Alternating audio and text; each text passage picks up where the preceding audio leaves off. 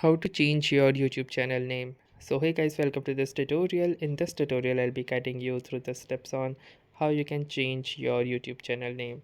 So in order to change the channel name of your YouTube, you will need to simply tap and open the YouTube application.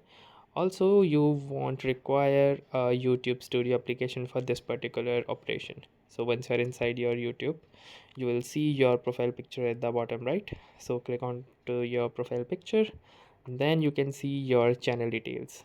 To view it, simply click onto this view channel option and it will lead you to this particular page. Now from here you will need to click onto this pencil icon right here. Click onto this pencil icon and it will lead you to channel settings. Now inside the channel settings you will need to change the name, so click onto this pencil icon right here and then you can type in a new name. So as you can see, I have typed in a new name and then I'm gonna click onto this save button.